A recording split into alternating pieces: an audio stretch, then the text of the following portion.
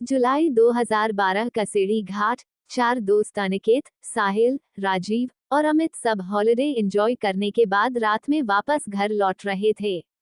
अमित, अरे यार कब ये रास्ता खत्म होगा? 2 घंटे से इसी रास्ते पर भटक रहे हैं, बैठे बैठे कमर में मोच आ चुकी है। राजीव, हाँ यार साहिल, तुझे इस रास्ते के बारे में पता भी है या ऐसे ही गाड़ी को भगाए जा रहा है?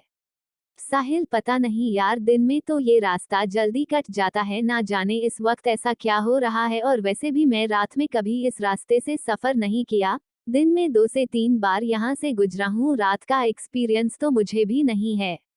वो आपस में बात ही कर रहे थे कि तभी उन्हें पीछे से एक ट्रक की तेज हॉर्न सुनाई देती है। वो गाड़ी लगातार इनकी गाड़ी को ओवरटेक करने की कोशिश कर रही थी। अमित, कैसा ड्राइवर है, पीकर गाड़ी चला रहा है क्या? इतने में उस ट्रक ने इनकी गाड़ी को एक तेज टक्कर दी और लगातार हॉर्न बजाता रहा।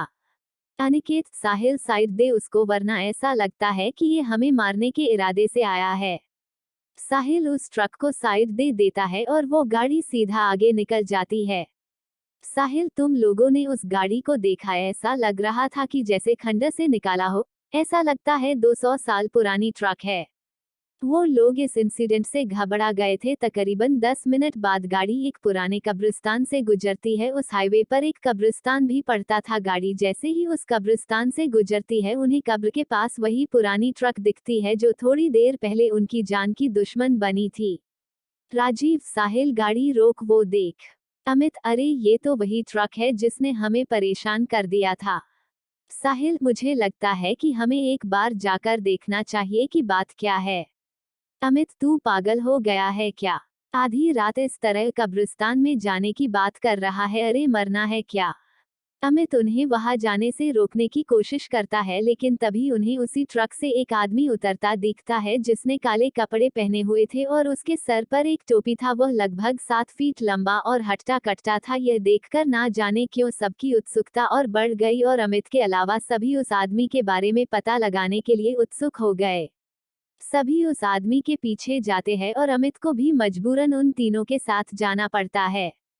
चारों जब उस ट्रक के दीवार के पास पहुंचे तो उनका दिल बैठ गया। उन्होंने जो देखा उसे देखने के बाद उनके रोंगटे खड़े हो गए। उन्होंने देखा कि एक ट्रक ड्राइवर कब्र खोदकर लाशों को निकाला और उसे बेरहमी से खाए जा रहा था। वह जिस्म के हर एक अंग को निकालकर गंदी तरह से खाए जा रहा था। अनिकेत भाई, ये कौन सा राक्षस है?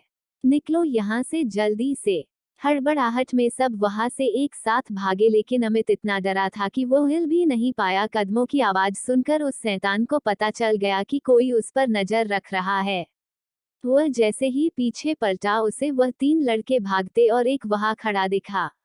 वह शैतान अमित के करीब पहुंचा और उस शैतान ने सीधा अमित के गले पर वार किया और एक ही वार में अमित की दर्दनाक चीख निकली और इसके साथ ही अमित की वही मौत हो गई।